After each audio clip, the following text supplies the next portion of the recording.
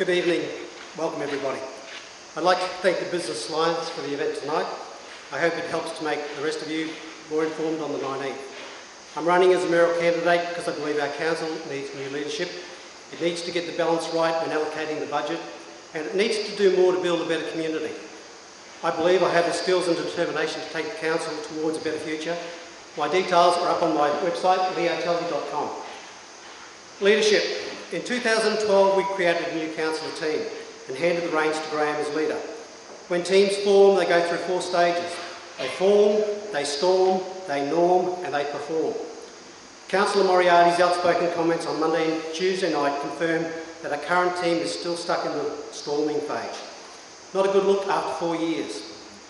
I agree with her that the Mayor badly handled the casual vacancy created when Councillor Madden was elected to State Parliament. This should have been a simple, transparent and fair process. In my view, it wasn't. Her recent outbursts clearly reflect a very strong and deeply held belief that things need to change. I share that view, but not for the same reasons. Thanks to a question from the public at last night's meeting, we got to hear her fellow councillors. They appeared genuinely hurt at her allegations. The whole exercise has left me with a sense that there is a real disconnect in our council. In this respect, the Mayor's role is unique. In addition to leading, mentoring and empowering the councillors, it includes, in my mind, performance managing the council's Chief Executive Officer, Bob Bain. I've heard gossip around the place for years. Bob runs the council, not the Mayor. Councillor Moriarty's comments reinforced this view when she blasted both the CEO and the Mayor last night.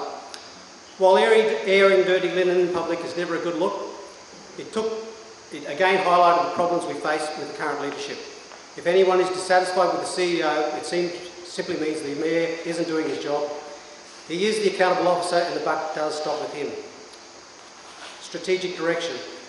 Council has an economic development plan and 9 strategies to grow the economy.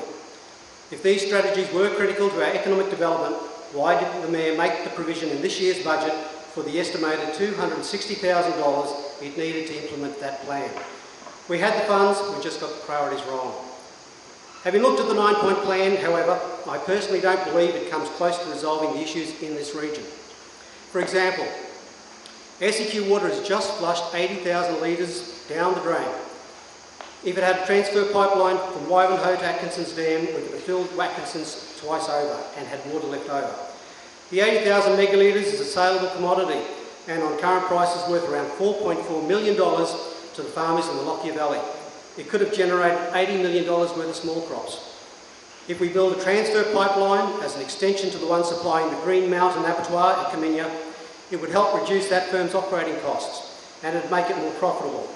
The pipeline would then open up the option to provide reticulated water to Kaminya residents. Kaminya wins, the abattoir wins, the farmers win. We all get a return on the investment, beats investing money in the bank. Accountability. I believe we need division, so you only have to choose one councillor from the candidates in your local area. How anyone in Fernvale can be expected to know the candidates from Kilcoy or the issues up in that region is anybody's guess. Community consultation. I learned a long time ago that the customer is always right and you ignore them at your peril. Council is replacing a single-lane wooden bridge on Larkhill Boundary Road at Glamorgan with a $1.1 million dual-lane concrete bridge. Residents were not consulted. If they had been, Council would have been reminded that it previously rejected their petition for a bitumen road upgrade further up the hill. The residents would rather Council have spent $90,000 building a new timber bridge and put the balance of the money in the upgrade of that road. The same problem is happening again at England Creek. We need to get this right. Value for money. Council has a $44 million budget and 36% of this is spent on infrastructure and capital works. How and where we spend this money is critically important. We don't have a bottomless pit. We need to spend it wisely. For example, this year we spent $213,000 upgrading Smallwoods Road at Fernvale from dirt to 2-lane bitumen. That road services 21 homes in a rural area. Council's policy on road needs to change so that low-volume rural roads are only upgraded to single-lane bitumen with grass verges. This works really well in a number of locations throughout the region and it would mean more rural residents get access to bitumen sooner rather than later. Another example is Bumsteads Road at Prenslough, a low-volume, well-formed dirt road. This road is scheduled for a $630,000 bitumen upgrade. The money would have been better spent on other projects like the $230,000 needed for a safe access path for the kids to get to school in Lowood from the Annette Road estate. Community and tourism. The Council's Economic Development Plan has led to the implementation of an international bass fishing competition. Great idea, but we need more. Council should cover the cost of restocking the dams with fingerlings so residents and tourists don't have to buy a permit to fish in the dams. We need to keep Atkinson's Dam full to support the existing water sports and adjacent caravan park.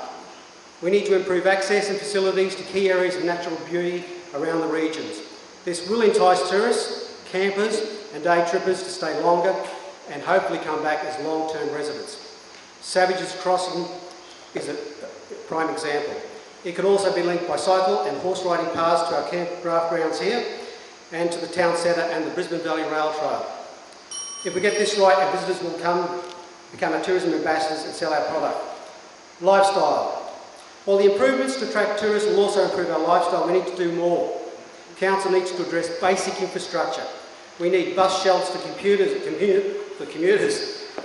who have to wait for the bus in the sun and the rain down the road. A park and Eagle Rise estate at Lowood so the kids don't have to play in the street. Shade sails on the playgrounds. Safety fencing for the playgrounds. Paths and bikeways to connect our residential areas with the local schools, shops and parks. The safety of our children should always come first.